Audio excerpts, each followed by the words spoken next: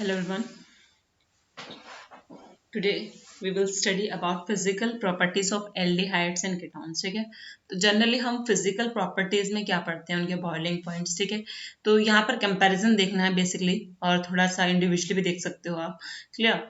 तो अगर आप एल्डिहाइड्स एंड कीटोन्स के बॉइलिंग पॉइंट देखें तो वो कंपैरेटिवली हायर होते हैं as compare to hydrocarbons and ethers. ठीक है, तो आपने देखा था जनरली अल्कोहल का बहुत ज़्यादा बॉइलिंग पॉइंट रहता है क्योंकि वहाँ पर हाइड्रोजन बॉन्डिंग होती है. ठीक है, और ईथर्स और हाइड्रोकार्बन के अल्कोहल से कम होता है. ठीक है, ये मैंने बताया था उस वाले चैप्टर में. तो यहाँ पर भी मैं बता रही हूँ कि एल्डिहाइड एंड जो कीटोन्स हैं उनका ज़्यादा है. ठीक है, किसके, ईथर और हाइड्रोकार्बन से. क्यों है आप बताओ. ये इसलिए क्योंकि यहाँ पर देखो, ये जो है वो पोलर है एल्डिहाइड्स एंड कीटोन्स, तो यहाँ पर डायपोल डायपोल इंटरेक्शन रहती है. ठीक है, जबकि ईथर्स एंड हाइड्रोकार्बन्स में ये इतनी स्ट्रॉन्ग नहीं होती डायपोल डायपोल इंटरेक्शन, जबकि in case of aldehydes and ketones ये थोड़ी स्ट्रॉन्गर होती है, इसलिए जो बॉइलिंग पॉइंट है वो आपके ज़्यादा होते हैं. ठीक है, ओके. बट जो इनका बॉइलिंग पॉइंट है वो अल्कोहल से ज़्यादा नहीं होता. ठीक है, क्योंकि अल्कोहल के केस में हाइड्रोजन बॉन्डिंग होती है. ठीक है, तो यहाँ पे इतना हाइड्रोजन बॉन्डिंग नहीं हो पाती. ठीक है, एल्डिहाइड एंड कीटोन्स का, एल्डिहाइड एंड कीटोन्स में हाइड्रोजन बॉन्डिंग नहीं हो पाती, इसलिए इस वजह से इनका जो बॉइलिंग पॉइंट है वो एज कम्पेयर टू अल्कोहल तो कम होता है. बट अल्कोहल से इनका बॉइलिंग पॉइंट कम रहता है, ईथर्स एंड हाइड्रोकार्बन से इनके बॉइलिंग पॉइंट ज़्यादा होते हैं. ठीक है, ओके. उसके बाद इन्होंने बताया है कि जैसे कि जो अगर पानी में सॉल्युबिलिटी की बात करें, है ना, सेकेंड प्रॉपर्टी हम जनरली देखते हैं कि whether the given substance is soluble in water और नॉट. ठीक है, तो जो आपका एल्डिहाइड एंड कीटोन है, जो लोअर एल्डिहाइड, लोअर मेंबर मतलब एक कार्बन का, दो कार्बन का एल्डिहाइड कीटोन होगा.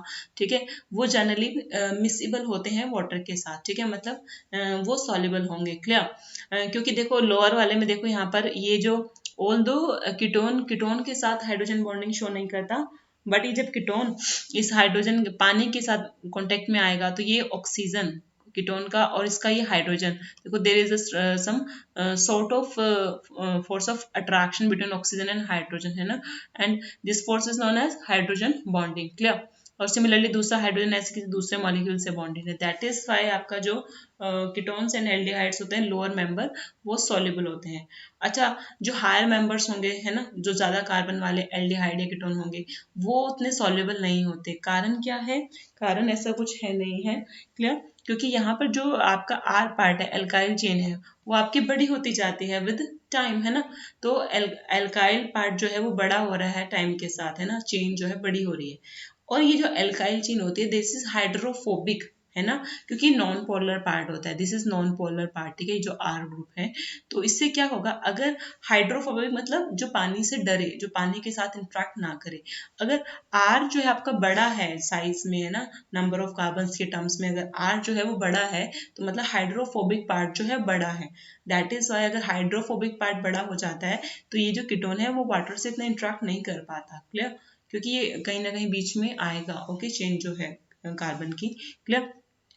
तो इसलिए ये जो हायर मेंबर्स हैं वो नॉन पोलर सॉल्वेंट्स में तो सॉल्युबल होते हैं, जैसे कि आपके ये बेंजीन, ईथर, मिथेनॉल. ठीक है, ये आपके ऑर्गेनिक सॉल्वेंट्स होते हैं जिनकी पोलैरिटी बहुत कम होती है, बट वाटर में ये इतने सॉल्युबल नहीं होते. Okay, clear. उसके बाद केमिकल रिएक्शंस देख लेते हैं. First we have to study nucleophilic addition reaction. Substitution नहीं है, ये एडिशन है, इसमें ऐड होगा. और मैंने दिखाया था आपको, जब मैंने कार्बोनिल का स्ट्रक्चर बताया था तो मैंने बताया था कि जो कार्बन है इसके ऊपर पार्शियल पॉजिटिव चार्ज है, ऑक्सीजन के ऊपर पार्शियल नेगेटिव चार्ज है. ठीक है, क्लियर. ओके, मतलब कार्बन आपका इलेक्ट्रॉन डेफिशिएंट है. ओके, अगर कोई न्यूक्लियोफाइल, न्यूक्लियोफाइल क्या होता है, इलेक्ट्रॉन रिच स्पीशीज. ओके, अगर कोई इलेक्ट्रॉन रिच स्पीशीज इस कार्बोनिल के कांटेक्ट में आती है देन डेफिनेटली ये जो न्यूक्लियोफाइल है ये अपने इलेक्ट्रॉन, नेगेटिव चार्ज का मतलब है ना, ये अपना इलेक्ट्रॉन किसे दे रहा है, इस कार्बन को दे रहा है ना. इसका मतलब क्या है, कोई अगर अपने इलेक्ट्रॉन किसी को देता है इसका मतलब ये है कि इस न्यूक्लियोफाइल और इस कार्बन के बीच में बॉन्ड बनेगा. ठीक है, there will be a bond formation between this nucleophile and this carbon. Clear. अगर कार्बन न्यूक्लियोफाइल के साथ बॉन्ड बना लेता है तो उसको, अब कार्बन तो 4 ही बॉन्ड बनाएगा, है ना, तो उसे अपना कोई पुराना बॉन्ड तोड़ना पड़ेगा. तो ये भी सिग्मा है, ये भी सिग्मा है, यहाँ पर एक सिग्मा है और एक पाई है, तो पाई बॉन्ड वीक होते हैं इसलिए उसने अपना पाई बॉन्ड तोड़ दिया. ठीक है। ये इधर इलेक्ट्रॉन मूव करने का मतलब क्या है कि उसने अपना ऑक्सीजन से पाई बॉन्ड तोड़ दिया है और इलेक्ट्रॉन ऑक्सीजन के पास चले गए हैं। तो देखिए सेकंड स्टेप में क्या हुआ, देखो ये कार्बन का न्यूक्लियोफाइल के साथ बॉन्ड बन गया है और ऑक्सीजन के ऊपर नेगेटिव चार्ज आ गया, क्योंकि इस बॉन्ड के जो इलेक्ट्रॉन थे, 2 इलेक्ट्रॉन थे, वो ऑक्सीजन के पास ट्रांसफर हो गए हैं। ठीक है, okay. And the last step क्या है, अच्छा ये जो वाला पहला स्टेप है ये स्लो स्टेप है, मतलब ये रेट डिटरमाइनिंग स्टेप होगा, है ना। अगर इस रिएक्शन का जो रेट है वो फर्स्ट स्टेप पर ही डिपेंड करेगा। हमने काइनेटिक्स में पढ़ा है कि स्लो स्टेप ही किसी रिएक्शन का रेट डिटरमाइन करता है। सेकेंड स्टेप जो है वो फास्ट है। सेकेंड स्टेप में आपने कुछ नहीं करना, H पॉजिटिव का एडिशन है तो आपने बस O नेगेटिव को H पॉजिटिव के साथ इंटरेक्ट कराना है, तो क्या बन जाएगा, OH बन जाएगा। ठीक है, मतलब अगर आपने कोई न्यूक्लियोफाइल किसी कीटोन या एल्डिहाइड में ऐड कराते हैं तो आप देखो यहाँ पे अल्कोहल की फॉर्मेशन होती है। ठीक है, तो ऐसी रिएक्शन आप अल्कोहल की, अगर आप प्रिपरेशन ऑफ अल्कोहल दिखाते हैं तो वहां भी ये रिएक्शन आएगी, और अगर आप reaction of aldehyde and ketones दिखाते हैं तो वहां भी यही रिएक्शन आएगी। Clear, okay. और दूसरी चीज क्या हुई है इस दौरान जब न्यूक्लियोफिलिक एडिशन हुआ, देखो यहाँ पर ये जो कार्बन है इसके पास कोई लोन पेयर नहीं है और ये 3 एटम अटैच है ना, एक ए, एक बी और तीसरा ऑक्सीजन, है ना। तो दैट इज वाई यहाँ पर इसकी जो हाइब्रिडाइजेशन थी वो sp2 थी। ठीक है, जब न्यूक्लियोफाइल ऐड हो गया, फर्दर सारा कुछ हो गया, अब देखो ये जो कार्बन है, दिस वन, ये कार्बन, यहाँ पे कार्बन है, ठीक है, जहाँ पे मैंने येलो सर्कल किया है। अब देखो इसके पास भी, इसने 4 बॉन्ड बना रखे हैं, इसके पास कोई लॉन पेयर नहीं है, तो नंबर ऑफ एटम अटैच 4, मतलब स्टेरिक नंबर कितना हो गया, 4 हो गया ना। तो हाइब्रिडाइजेशन क्या हो जाएगी, sp3। मतलब जब भी न्यूक्लियोफिलिक एडिशन अगर कार्बोनिल कंपाउंड में हो रहा है, एल्डिहाइड या कीटोन में हो रहा है, तो कार्बन की जो हाइब्रिडाइजेशन है वो sp2 से sp3 में चेंज होती है। क्लियर, उसके बाद हम बात करते हैं रिएक्टिविटी की। ठीक है, कौन ज्यादा रिएक्टिव होता है, एल्डिहाइड्स एंड कीटोन्स में कौन ज्यादा रिएक्टिव होगा, ये मैं आपको बोर्ड पे समझाऊंगी। ठीक है, क्योंकि वो शायद आपको ऐसे समझ में नहीं आएगा। Let me tell you. Okay, देखो एल्डिहाइड क्या है, कोई भी अल्काइल चेन है। ठीक है, C double bond OH। Okay, now here ketone क्या है, RC डबल बॉन्ड, यहाँ पर बस यहाँ पे इस तरफ क्या होगा, कोई दूसरा एल्काइल चेन हो सकती है। ठीक है, R'। ठीक है, अब मेरी बात देखो, इनकी रिएक्टिविटी को हमने इनके स्ट्रक्चर में ही ये बात छुपी है। अगर ये डेल पॉजिटिव है और ये डेल नेगेटिव है ना, यहाँ पर भी ये बॉन्ड डेल पॉजिटिव, यहाँ पे कार्बन आपका इलेक्ट्रॉन डेफिशिएंट है, डेल पॉजिटिव, एंड ऑक्सीजन आपका इलेक्ट्रॉन रिच है, that is electron del negative. अब देखो यहाँ पर एक R ग्रुप लगा है ना, दूसरी तरफ H लगा है, यहाँ पे दोनों साइड R ग्रुप लगे हैं। R ग्रुप का मैंने नेचर बताया था आपको, एल्काइल ग्रुप्स का क्या नेचर होता है, they are electron donating in nature, they are electron donating group. ठीक है, EDG मैंने शॉर्ट फॉर्म में लिखा है, इलेक्ट्रॉन डोनेटिंग ग्रुप, मतलब they will donate electron through inductive effect to this carbon. ठीक है, इंडक्टिव इफेक्ट के थ्रू वो इस कार्बन को इलेक्ट्रॉन देते हैं। ठीक है, अब देखो अगर आपने न्यूक्लियोफाइल का ऐड कराना है, मान लो आपने इसकी रिएक्शन न्यूक्लियोफाइल से करानी है ना, क्लियर, तो न्यूक्लियोफाइल तो कैसे कार्बन को ढूंढेगा, जो ज्यादा इलेक्ट्रॉन डेफिशिएंट होगा। ठीक है, तो हम ये देखेंगे, अगर इसका नाम मैंने C1 रख दिया, इसका नाम मैंने C2 रख दिया, इस कार्बन का नाम, ठीक है, तो मैंने ये देखना है कि C1 और C2 में से कौन ज्यादा इलेक्ट्रॉन डेफिशिएंट है। ठीक है, क्योंकि जो ज्यादा इलेक्ट्रॉन डेफिशिएंट होगा उसी के साथ न्यूक्लियोफाइल आपका इंटरेक्ट करेगा पहले। ठीक है, क्लियर। तो अब यहाँ पे तो देखो एक ही अल्काइल ग्रुप है, hydrogen is not electron donating. ठीक है, हाइड्रोजन को इलेक्ट्रॉन डोनेट नहीं कर रहा through inductive effect. Clear, R group यहाँ पे इलेक्ट्रॉन डोनेट करेगा, और यहाँ पर एक R ग्रुप है और यहाँ पर 2 R ग्रुप है, तो यहाँ पर इसे 2 जगह से इलेक्ट्रॉन मिल रहे हैं, है ना, थ्रू इंडक्टिव इफेक्ट, यहाँ पर इसे एक जगह से मिल रहे हैं। इसका मतलब ये है कि जो C1 है, C1 जो है आपका वो ज्यादा इलेक्ट्रॉन डेफिशिएंट है एज कंपेयर टू C2। मतलब एल्डिहाइड कार्बोनिल कार्बन, ये एल्डिहाइड है ना, एल्डिहाइड का जो कार्बोनिल कार्बन है वो ज्यादा इलेक्ट्रॉन डेफिशिएंट होता है कीटोन वाले से। इसका मतलब ये है कि एल्डिहाइड वाले जो कार्बन है इसकी रिएक्टिविटी ज्यादा होगी, ये इजिली या फास्टली रिएक्ट करेगा किसी न्यूक्लियोफाइल से एज कंपेयर टू कीटोन। ठीक है, उसके बाद एक और चीज हमने देखनी है, अगर यहाँ पर मान लो सपोज करो यहाँ पर एक कोई अराइल ग्रुप है, अल्काइल नहीं है, कोई अराइल है, एक minute, let me tell you, 1 2 3, ठीक है, और यहाँ पर देखो ये है आपका C double bond O H है। क्लियर। उसके बाद यहाँ पे देखो, सॉरी,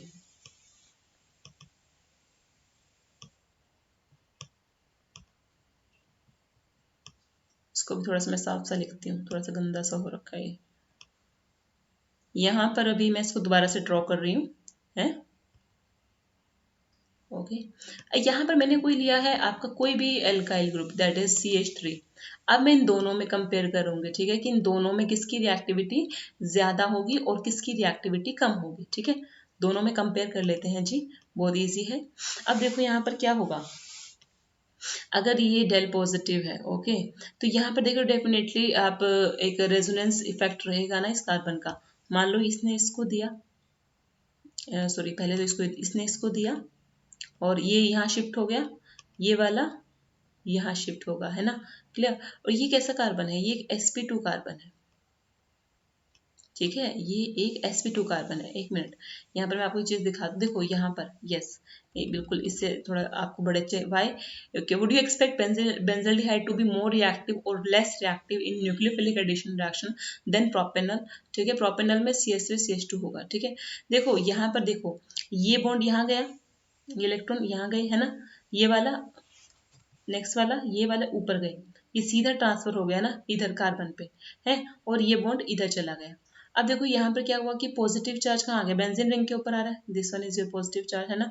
ओके, और यहाँ पे इन दोनों के बीच में डबल बॉन्ड आ गया और यहाँ पे नेगेटिव चार्ज है। क्लियर। ओके, तो आप ये देख पा रहे हो कि यहाँ पर जो पॉजिटिव चार्ज है वो बेंजीन रिंग के ऊपर आ रहा है, ना कि कार्बोनिल कार्बन पर।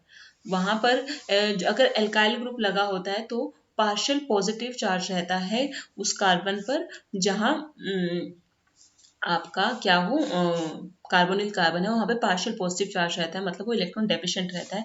यहाँ पर ड्यू टू रेजोनेंस यहाँ पे इन दोनों के बीच में डबल बॉन्ड होता है और ये जो पॉजिटिव चार्ज है वो बेंजीन रिंग पर आ जाता है, जिसकी वजह से हम क्या कह सकते हैं कि जो ये कार्बोनिल ग्रुप है इसकी यहाँ पर ये कार्बोनिल जो कार्बन है वो उतना इलेक्ट्रॉन डेफिशिएंट नहीं है। क्लियर। इसलिए ये जो आपका बेंजल्डिहाइड है ये लेस रिएक्टिव है, do remember it, less reactive है एज कंपेयर टू उस कार्बन से जो एल्काइल में होगा, प्रोपेनल में होगा कार्बोनिल कार्बन, ठीक है। ओके, उसके बाद और एडिशन रिएक्शन है, देखो एडिशन न्यूक्लियोफिलिक एडिशन है एंड न्यूक्लियोफिलिक एडिशन एलिमिनेशन भी है, दोनों तरह की रिएक्शन देखते हैं। पहले हम करें addition of hydrogen cyanide, HCN का एडिशन। देखो कैसे कराएंगे, HCN में H पॉजिटिव CN नेगेटिव, है ना। पहले इसको ऐड करेंगे किसी बेस के प्रेजेंस में, तो क्या होगा, वाटर बन जाएगा और CN नेगेटिव जनरेट हो गया। ये जो CN नेगेटिव है न्यूक्लियोफाइल है ना, नेगेटिव चार्ज है, इलेक्ट्रॉन रिच है, ये कार्बन पे अटैक करेगा, है ना, कार्बोनिल कार्बन पे। तो कार्बोनिल कार्बन क्या करेगा, अपना पाई बॉन्ड तोड़ देगा ऑक्सीजन से, है ना। Now there is a bond formation between this cyanide and this carbon, ठीक है। देखो बन गया, कार्बन और साइनाइड का बॉन्ड बन गया, और यहाँ पर ऑक्सीजन के साथ जो उसका पाई बॉन्ड था उसको ब्रेक कर दो, और इलेक्ट्रॉन कहाँ ट्रांसफर हुए हैं, ऑक्सीजन पर, इसलिए नेगेटिव चार्ज ऑक्सीजन पर रहेगा। तो ये देखो CO नेगेटिव, क्या, तो इसे हम बोलते हैं, ये आपका टेट्राहेड्रल इंटरमीडिएट बन गया। हाँ रुको, अब क्या करेंगे आप, H पॉजिटिव का एडिशन होगा तो O नेगेटिव H पॉजिटिव के साथ मिलकर क्या बना लेगा, OH बना लेगा, है ना।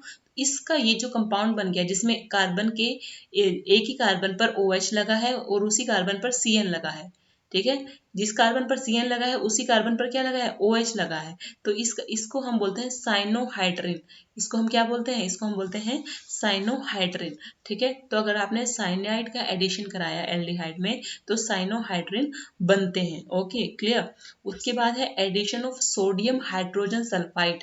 तो first of all you should know that कि सोडियम हाइड्रोजन सल्फाइड का फॉर्मूला क्या होता है। सल्फाइड जो होता है ना SO3 होता है, सल्फेट क्या होता है SO4। तो सोडियम हाइड्रोजन NaH, सल्फाइड माने SO3, तो फॉर्मूला है NaHSO3, ठीक है। अब देखो ये किसी कार्बोनिल के कांटेक्ट में आएगा तो क्या होगा, यहाँ पर जो आपका है Na पॉजिटिव है, बाकी जो OSO2H है वो आपका न्यूक्लियोफाइल है। यहाँ पे मैं इसको नेक्स्ट उसमें दिखाती हूँ, देखो Na, आपको ऐसे लिख रहा है ना NaHSO3, है ना, ये ऐसे कंबाइन करके लिखा हुआ है ना। तो मैं दिखाती हूँ इसका एक्चुअल स्ट्रक्चर कैसा है। ये है S, आपने सल्फर के कंपाउंड पढ़े हैं पी ब्लॉक वाले में, S double bond O, okay, O H, ठीक है, यहाँ पर है ओ नेगेटिव और ये है Na पॉजिटिव, ठीक है, this is the structure, okay. तो जब ये किसी, मान लो ये किसी एल्डिहाइडिक या किसी भी कार्बोनिल कार्बनिक कॉन्टेक्ट में आ रहा है, ठीक है, चाहे वो कीटोनिक है चाहे वो एल्डिहाइडिक है, तो क्या होगा जी, देखो ये ओ नेगेटिव अटैक करेगा किस पे, इस इलेक्ट्रॉन डेफिशिएंट कार्बन पे, है ना, कर दिया, इसने क्या किया, अपना पाई बॉन्ड ऑक्सीजन से तोड़ दिया, तो क्या बन जाएगा, सी ओ नेगेटिव, ओ नेगेटिव, और यहाँ पर देखो क्या है, ओ SO2 OH, है ना, O S O, ये मैंने SO3 है ना, हो तुमने, एक मिनट, जस्ट अ मिनट, यहाँ पर H आएगा सिर्फ, मैं भी कह रही है कि एक्स्ट्रा क्यों लग रहा है, यहाँ पर H है और यहाँ पर आपका O है, ठीक है, ओके क्लियर, O नेगेटिव है। अब मेरी बात सुनो, H2SO4, ओके, तो यहाँ पर क्या बना है, SO2H, OSO2H, OSO2H, यहाँ पे ये Na पॉजिटिव किसके साथ जाएगा, नेगेटिव वाले के पास जाएगा, पॉजिटिव था ना, O नेगेटिव Na पॉजिटिव। अब देखो यही बना है कि नहीं बना है, अभी हम देख लेते हैं क्या यही बना है, देखो वही बना है, OSO2H और ONA, है ना इधर। अब देखो यहाँ पर प्रोटॉन ट्रांसफर होगा, इसका प्रोटॉन यहाँ जाएगा और ये Na ऊपर जाएगा, ठीक है, प्रोटॉन ट्रांसफर हो रहा है, प्रोटॉन यहाँ से यहाँ जा रहा है, तो यहाँ पे OH बन रहा है, ठीक है, क्योंकि प्रोटॉन नीचे से ऊपर आया है, सोडियम ऊपर चला गया है, देखो ऊपर सोडियम आ गया, ठीक है, तो ये आपका बाइसल्फाइड एडिशन हो गया है, ठीक है, सोडियम हाइड्रोजन सल्फाइड का एडिशन हो गया है इन कार्बन कंपाउंड में, ठीक है, ओके। उसके बाद है एडिशन ऑफ ग्रिग्नार्ड रिएजेंट, ये मैं आपको खुद से करके दिखा देती हूँ, इन्होंने तो नहीं किया। एडिशन ऑफ ग्रिग्नार्ड रिएजेंट कैसे करोगे, सेम वही प्रोसेस है, मतलब कुछ भी डिफरेंट नहीं है आपको। ग्रिग्नार्ड रिएजेंट अगर याद हो RMgX होता है ना, मैंने बताया था, और इसमें ये R के ऊपर कैसा चार्ज रहता है, नेगेटिव, Mg के ऊपर पार्शियल पॉजिटिव, ओके, ठीक है, तो ये R इसके ऊपर अटैक करेगा कार्बन के ऊपर, और कार्बन अपना पाई बॉन्ड तोड़ देगा ऑक्सीजन से, है ना, तो क्या बन जाएगा,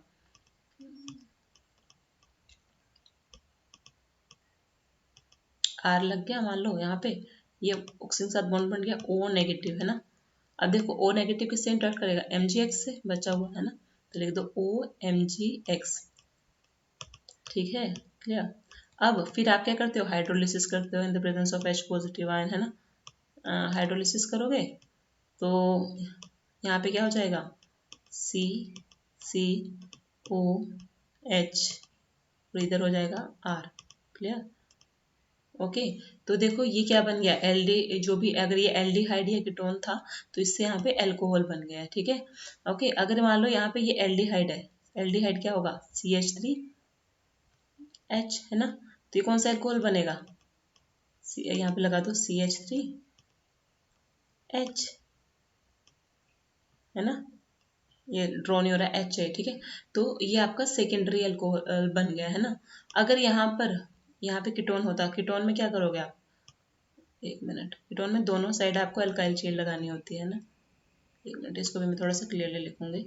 यहाँ पे मान लो C2H5 है, इथाइल ग्रुप है, ठीक है, ये कीटोन है, तो यहाँ पे एडिशन होने के बाद क्या हो जाएगा, यहाँ पे C2H5 बन जाएगा, तो ये कैसे अल्कोहल बना, ये टर्शियरी अल्कोहल बना, ये हमने रिएक्शन अल्कोहल में भी पढ़ी थी, बट स्टिल मैंने आपको रिकैप करा दी है, ठीक है। तो आपने इस तरह से ग्रिग्नार्ड रिएजेंट का एडिशन करना, ये रिएक्शन दोनों चैप्टर में पढ़ी जाती है, ठीक है, उसमें भी और इसमें भी, क्लियर। अब उसके बाद एडिशन ऑफ अल्कोहल देख रहे हो, यहीं पर एडिशन ऑफ अल्कोहल कैसे करना है, alcohol in the presence of HCl gas इन्होंने ऐड किया है, तो क्या हो रहा है, देखो एक साइड OR डैश, ये OR डैश है ना, यहाँ पे लग गया है, क्लियर, और बचा हुआ HO के साथ यहाँ पे OH बन गया है, ठीक है। इसको हम क्या कहते हैं, ये जो स्ट्रक्चर है ना, जिसमें कार्बन के साथ ऊपर OR है, नीचे OH है, OR OH है ना, उसी कार्बन पे, इसे बोलते हैं हम हेमी एसिड, क्या बोलते हैं, हेमी एसिटल। ओके, सिमिलरली अगर आप इसको फर्दर फिर एक और अल्कोहल से ट्रीट कराओगे H पॉजिटिव में, तो ये OH OR डैश से रिप्लेस हो जाएगा। ठीक है, इसको क्या बोलेंगे हम, अब कार्बन के दोनों साइड ही क्या है, OR डैश है। OR डैश कोई एल्काइल चेन है, O आपका ऑक्सीजन है, इसको हम बोलते हैं एसिटल। ठीक है, जब एक OR होता है दूसरा OH होता है तो हेमी एसिटल, अगर दोनों ही OR है तो एसिटल बोलना है। क्लियर। अब ये तो एल्डिहाइड का था। अगर कीटोन में आपने इस तरह का कोई मतलब अल्कोहल ऐड किया, जैसे इन्होंने इथाइलिन ग्लाइकोल ऐड किया, यहाँ पे इथाइलिन ग्लाइकोल ऐड किया कीटोन में, तो क्या हुआ देखो, ये आपका H, मैं दिखाती हूँ आपको इसको कैसे याद रखना। बोल दो रिएक्शन ऐसे नहीं हुई है, बट स्टिल मैं आपको एक याद करने का तरीका दिखाती हूँ इसका।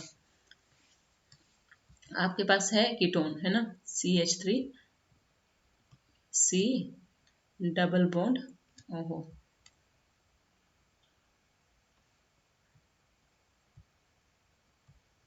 थोड़ा कलर चेंज करते हैं ना, बोर हो गए ब्लैक कलर देख देख के। CH3, यहाँ पे मान लो कोई दूसरा CH3 लगा लो, मैंने इधर मान लो CH3 ले लिया। ठीक है, अगर ये इथाइलिन ग्लाइकोल से कॉन्टेक्ट में आता है, इथाइलिन ग्लाइकोल होता है आपका CH2 सिंगल बॉन्ड CH2, यहाँ पे OH और यहाँ पे भी OH। ओके, अब मैं इसको थोड़ा सा इन्वर्ट करके लिख रही हूँ, मतलब कोई फर्क नहीं पड़ता आप ऐसे लिखो या वैसे लिखो, मैं समझाने के लिए आपको ऐसे लिख रही हूँ। OH इसको थोड़ा सा मैंने उल्टा उल्टा करके लिख रही हूँ। कंपाउंड तो वही है ना, मॉलिक्यूल थोड़ा चेंज हो रहा है, molecule is same. Okay, CH2 और ये है OH। अब क्या करना है देखो, इसको याद करने के लिए ट्रिक बताती हूँ क्या करना है। H2O का एलिमिनेशन कर दो, H2O को एलिमिनेट करो। H2O को कैसे एलिमिनेट करोगे, इसके दो हाइड्रोजन और इसका ऑक्सीजन है ना, क्लियर। H2O निकाल दो। ठीक है, क्या बन जाएगा, देखो क्या बनेगा, देखो यहाँ पे कार्बन के दो बॉन्ड है ना ऑक्सीजन से। ठीक है, तो अभी कार्बन क्या करेगा, ये वाला कार्बन CH3 CH3, मतलब अगर ऑक्सीजन यहाँ से निकल भी जाता है तो कार्बन को फिर फर्दर दो बॉन्ड बनाने पड़ेंगे। वो किससे बनाएगा अब दो बॉन्ड, एक तो इस ऑक्सीजन से बनाएगा ये है, इस वाले से, और दूसरा इस वाले से, तो लिख दो O। अब ये O फर्दर किससे कनेक्टेड है, CH2 से। और ये CH2 फिर किसी CH2 से कनेक्टेड है, और ये CH2 फिर इस ऑक्सीजन से कनेक्टेड है। ठीक है, तो आपका इस तरह का, इसको बोलते हैं कीटल, इसको क्या बोलते हैं, कीटल।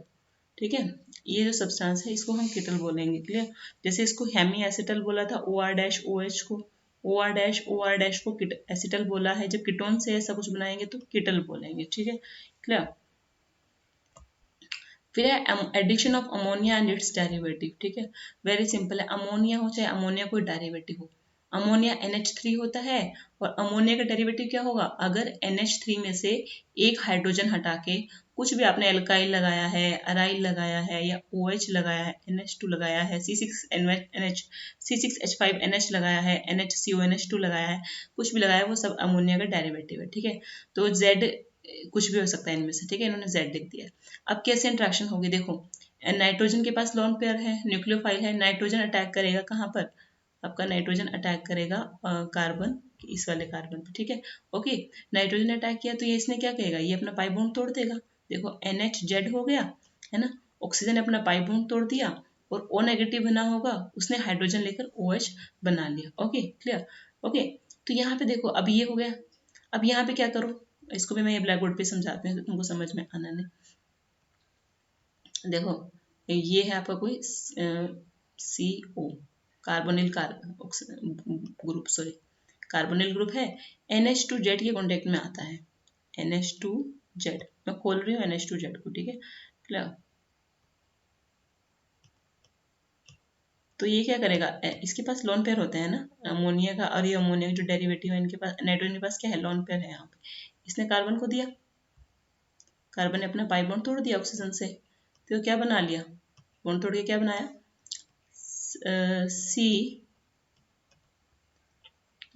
O नेगेटिव, O नेगेटिव, फिर यहाँ पे देखो NH सॉरी यहाँ पे Z लिखती हूँ, ZH, ठीक है, NZH है ना, इसके साथ तीन ही अटैच है। देखो अब नाइट्रोजन क्या कर रहा है, इसके साथ इलेक्ट्रॉन दिए है उसने अपने कार्बन को, मतलब यहाँ पे बॉन्ड फॉर्मेशन हुई है। नाइट्रोजन अब यहाँ पे 4 बॉन्ड बना रहा है, ठीक है। और नाइट्रोजन जनरली कितने बनाता है, 3 बनाता है। अगर ज़्यादा बनाएगा तो there is a formal charge, positive charge आ गया नाइट्रोजन के ऊपर, ठीक है। तो ये क्या करता है, इस स्ट्रक्चर को बैलेंस करने के लिए ऑक्सीजन हाइड्रोजन को इसमें से एब्स्ट्रैक्ट कर लेगा, ठीक है, और हाइड्रोजन इसके इलेक्ट्रॉन इसे वापस कर देता है, ठीक है। तो ये स्ट्रक्चर क्या बन जाएगा, देखो COH,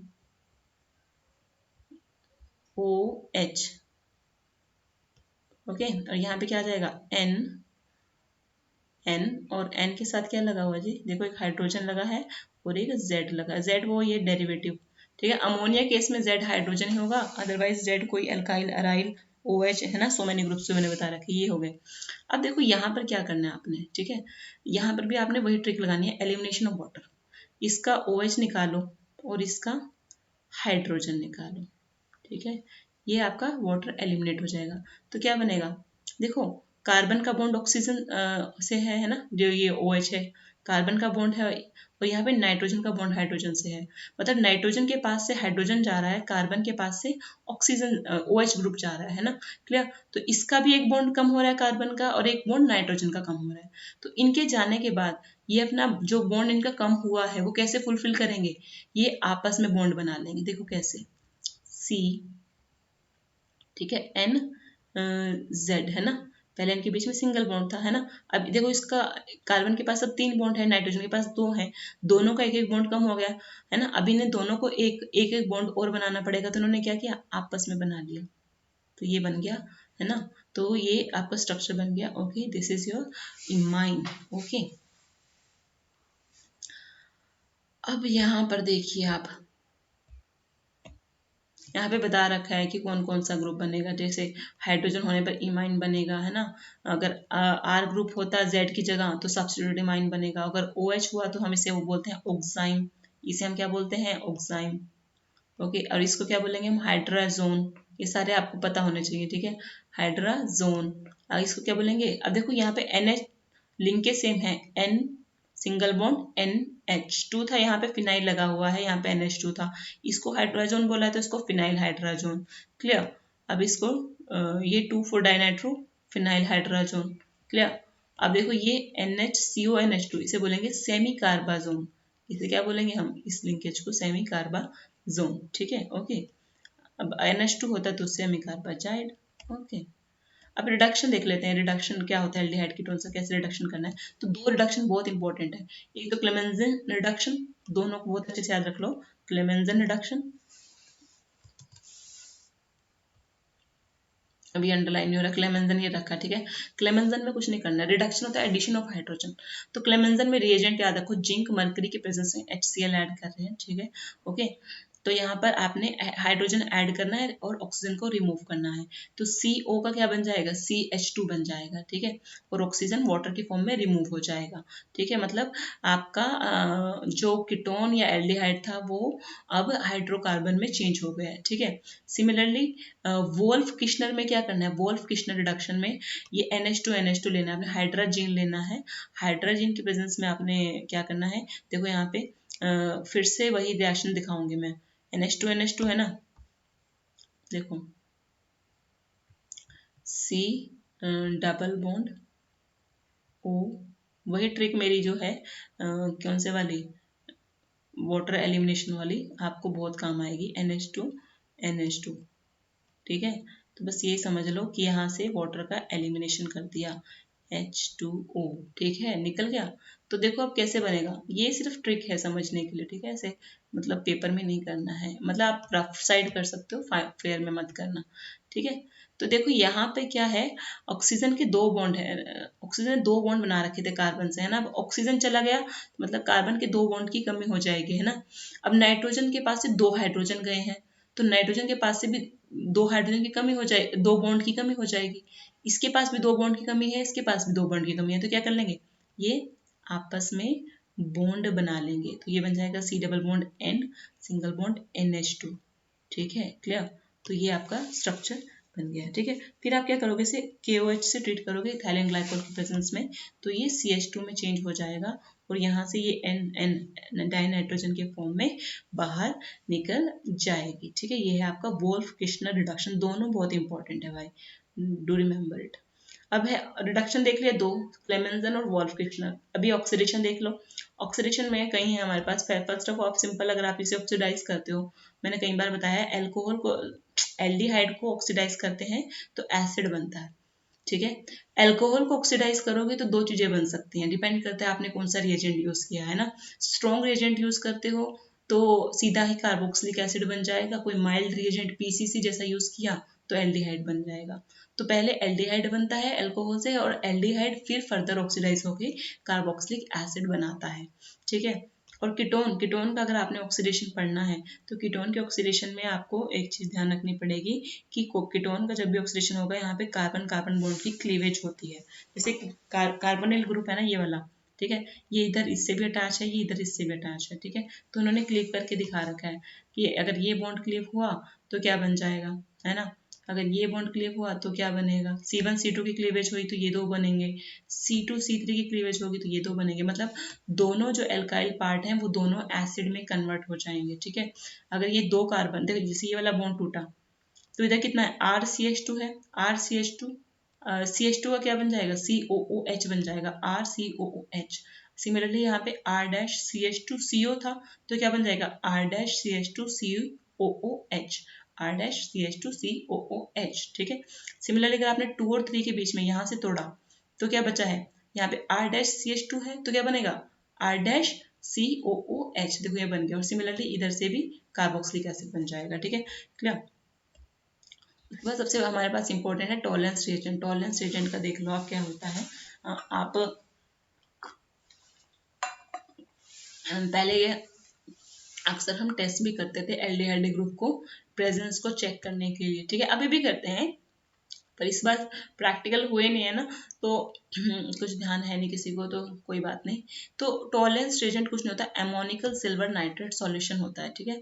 एमोनिकल सिल्वर नाइट्रेट सॉल्यूशन मतलब सिल्वर नाइट्रेट होगा अमोनिया के प्रेजेंस में, ठीक है। तो यहाँ पर ये जो सॉल्यूशन होता है इसमें ये इस तरह का कॉम्प्लेक्स बना होता है, डायमाइन सिल्वर के जैसा, ठीक है। और ये जो होता है थोड़ा OH नेगेटिव आयन की प्रेजेंस में रहेगा, ठीक है, बेस, क्लियर, ओके। तो जब एल्डिहाइड इनके कांटेक्ट में आता है तो एल्डिहाइड क्या करेगा, RCHO RCO नेगेटिव में चेंज हो जाता है, कार्बोक्सिलेट अनायन में चेंज हो रहा है, देखो, ठीक है, ओके। उसके बाद सिल्वर मेटल की फॉर्म में निकल रहा है, Ag के फॉर्म में, है ना। यहाँ पे कॉम्प्लेक्स आयन के फॉर्म में था, देखो AgNH3 ट्वाइस की फॉर्म में था, ये ऊपर पॉजिटिव चार्ज है, यहाँ पर सिल्वर अकेला निकल गया, बाकी H2O निकला है और अमोनिया अमोनिया बाहर निकल गया, ठीक है। तो यहाँ पर इस टेस्ट में क्या हुआ है, जो सिल्वर इकट्ठा हो गया ना, सिल्वर मेटल है, ठीक है, तो सिल्वर मेटल जो है वो डिपॉजिट हो जाएगी, ठीक है। आपको टेस्ट ट्यूब में आपको एक सिल्वर मिरर के जैसी फॉर्मेशन दिखेगी, ठीक है। ये जो सिल्वर मेटल आपके ऊपर सॉल्यूशन के ऊपर आएगी ना, तो आपको ऐसा लगेगा एक सिल्वर मिरर सा बन गया, ठीक है। तो जब अगर सिल्वर मिरर इस तरह का बन रहा है, इसका मतलब क्या है, टॉलरेंस रिएजेंट डालने से मतलब यहाँ पर एल्डिहाइड्स प्रेजेंट था। इसका क्या मतलब है, अगर किसी सॉल्यूशन में आपने टॉलरेंस रिएजेंट डाला और सिल्वर मिरर की प्रोडक्शन हुई, इसका मतलब क्या है, यहाँ पे कौन सा रिएजेंट था, यहाँ पे एल्डिहाइड ग्रुप प्रेजेंट था, ठीक है, क्लियर। तो ये टॉलरेंस रिएजेंट एल्डिहाइड ग्रुप को कंफर्म करता है, ठीक है, ओके। उसके बाद फैलिंग्स टेस्ट, फैलिंग टेस्ट भी बहुत इंपॉर्टेंट है। फैलिंग दो तरह का होता है, falling solution A and B, ठीक है। तो what is falling A and what is falling B। तो फैलिंग A में कुछ नहीं होता, फैलिंग A आपका सिर्फ एक्वस कॉपर सल्फेट होता है, ठीक है। वेराज फैलिंग B आपका होता है एल्केलाइन सोडियम पोटेशियम टार्ट्रेट, ये रोशियल साल्ट इसको हम बोलते हैं, रोशियल साल्ट भी बोलते हैं, सोडियम पोटेशियम टार्ट्रेट। एल्केलाइन मतलब बेस की, इसमें थोड़ा सा बेस ऐड होगा, ठीक है, इसको बेसिक बना रखा है। तो हम क्या करते हैं, जब भी हम फैलिंग टेस्ट करते हैं तो दोनों सॉल्यूशन को हम इक्वल अमाउंट में ले लेते हैं एक टेस्ट ट्यूब में। मान लो इसका मैंने 5 ml लिया फैलिंग ए का, जो कि एक्वस कॉपर सल्फेट है, और फैलिंग बी का जो कि एल्केलाइन सोडियम पोटेशियम टार्ट्रेट है, उसका भी 5 ml मैंने एक टेस्ट ट्यूब में ले लिया, ठीक है। फिर क्या करूंगी मैं, इसमें हमने एल्डिहाइड डाला, देखो एल्डिहाइड डाला तो रिएक्शन देखो क्या होती है, इसमें जो कॉपर है वो कॉपर +2 की फॉर्म में प्रेजेंट है यहाँ पे सॉल्यूशन में, कॉपर सल्फेट है ना, कॉपर प्लस 2 की फॉर्म में है, साथ में OH नेगेटिव की प्रेजेंस में ये एल्डिहाइड ग्रुप क्या होगा, ये आपका कार्बोक्सिलेट अनायन की फॉर्म में प्रोड्यूस हो जाएगा या कन्वर्ट हो जाएगा कार्बोक्सिलेट अनायन में। और जो ये कॉपर है, जो पहले कॉपर सल्फेट में कॉपर प्लस 2 था, ये कॉपर वही है, कॉपर सल्फेट जो है आपका क्यूप्रस ऑक्साइड में चेंज हो रहा है, जिसके आपको रेड ब्राउन पीपीटी देखने को मिलते हैं। क्यूप्रस ऑक्साइड के रेड ब्राउन पीपीटी होते हैं और वाटर एलिमिनेट हो जाएगा। मतलब अगर आपने किसी में फैलिंग सॉल्यूशन डाला A एंड B और उसमें इस तरह के रेड ब्राउन पीपीटी दिख रहे हैं क्यूप्रस ऑक्साइड के, इसका मतलब क्या है, फैलिंग सॉल्यूशन ने किससे रिएक्ट किया है, एल्डिहाइड से रिएक्ट किया, मतलब वो सब्सटेंस आपका एल्डिहाइडिक है। और यहाँ पे चीज जो हमें ध्यान रखनी है ऑलवेज कि एरोमेटिक एल्डिहाइड्स ये टेस्ट नहीं देते, और फैलिंग टेस्ट जो है वो एरोमेटिक एल्डिहाइड नहीं देते हैं, ठीक है। जबकि टॉलेंस एजेंट पे ऐसी कोई कंडीशन नहीं है कि एरोमेटिक नहीं देगा, ठीक है। क्लियर, रिएक्शन दोनों, ये भी अल्कलाइन मीडियम में होता है, ये भी अल्कलाइन मीडियम में, कोई ऐसा फर्क नहीं है। बस इतना याद रखना, फैलिंग टेस्ट जो है सिर्फ एलिफेटिक अल्कोहल एल्डिहाइड ही देंगे, एरोमेटिक एल्डिहाइड्स नहीं देंगे। एरोमेटिक एल्डिहाइड्स कौन से होते हैं, जिसमें CHO के साथ कोई बेंजीन रिंग लगी होगी, ठीक है। क्लियर, R क्या होगा, जिसमें बेंजीन रिंग होगा। उसके बाद है oxidation of methyl ketones by haloform reaction. ये आज कराऊं या नेक्स्ट डे कराऊं, करा ही देती हूँ, है ना, कोई फर्क तो है नहीं, हेलोफॉर्म से करा देती हूँ। मिथाइल कीटोन है, जैसे RCOCH3 है ना, मिथाइल मतलब कीटोन मतलब जिसके एक साइड में मिथाइल प्रेजेंट हो। हेलोफॉर्म से NaOH से आपने रिएक्शन करा रहे हो, X आपका कोई भी हेलोजन होगा, तो होगा क्या यहाँ पे, जनरली जब भी आप हेलोफॉर्म से रिएक्शन कराओगे तो ONa यहाँ पर आ जाएगा, ठीक है, और CHX3, ठीक है, CHX3 आपका बाहर निकल जाएगा। ये इन्होंने गलत लिखते हैं, सही लिखा है, ठीक है, क्लियर। तो ONA आपका बाहर इसके साथ रिएक्ट कर जाएगा और CHX3 आपका बाहर निकल जाएगा, जो कि CH3 क्या क्लोरोफॉर्म होगा कोई, है ना, या तो Cl या ब्रोमीन का क्लोरोफॉर्म, सॉरी क्लोरीन है तो क्लोरोफॉर्म बोलेंगे, ब्रोमोफॉर्म बोलेंगे, ब्रोमीन के केस में, आयोडीन के केस में आइडोफॉर्म बोलेंगे, ठीक है, क्लियर। तो आपके अगर आपने मिथाइल कीटोन्स को sodium sorry hello sodium NaOH से आपने ट्रीट कराया, ठीक है, तो हेलोफॉर्म की रिएक्शन होगी आपकी, ठीक है, clear. Sodium hypohalite, okay, sodium hypohalite. अगर क्लोरीन हुआ तो सोडियम हाइपोक्लोराइट, अगर ब्रोमीन हुआ तो सोडियम हाइपोब्रोमाइड, NaOCl को बोलते हैं, ठीक है। नाम ध्यान नहीं आ रहा था तो अभी ध्यान आया, ओके। तो उसके बाद है ये वाली रिएक्शन, तो चलो मैं नेक्स्ट टाइम कराऊंगी, reaction due to alpha hydrogen, ठीक है। इसमें पहले मैकेनिज्म समझाऊंगी, फिर कैसे कैसे क्या क्या होता है वो भी देख लेंगे, ठीक है। Okay, thank you so much.